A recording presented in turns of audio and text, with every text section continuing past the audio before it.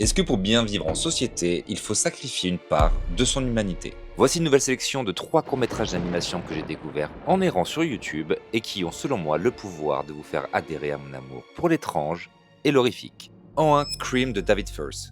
Ce réalisateur connu pour Finger Salad est revenu avec Cream. une petite critique de la société bien épicée à la sauce cosmétique.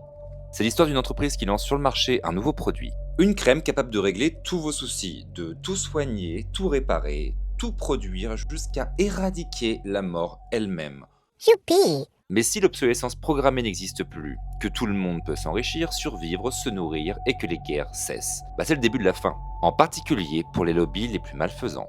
Une solution diabolisée Cream. jusqu'à son interdiction pour revenir à un statu quo qui en arrange plus d'un. C'est hyper malin, c'est malaisant et un régal pour celles et ceux qui parmi vous ont un goût prononcé pour les sound effects particulièrement appuyés. En 2, Model Citizen de David James Armsby. Cette mini-série raconte l'histoire d'un quartier résidentiel standard où habite une famille standard dans un schéma standard. Des robots et une intelligence supérieure semblent veiller au grain en s'assurant du bien et de l'ordre commun, et ce de la conception jusqu'à la date de péremption. Mais plus les épisodes défilent, plus on comprend les limites de cette société qui cherche en fait coûte que coûte à survivre aux conséquences de ses propres actes. Enfin en 3, Danny Boy de Marek Skrobecki.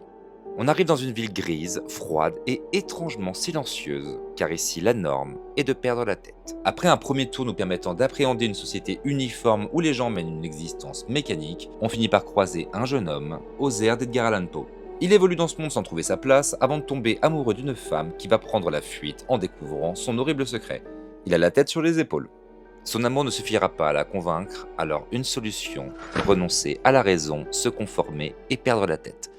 Ce que j'adore avec cette nouvelle sélection, c'est qu'elle aborde par des dystopies des sujets très concrets, nous permettant d'analyser avec humour certaines des grandes absurdités qui composent notre société, nous permettant de voir un peu de lumière dans l'obscurité.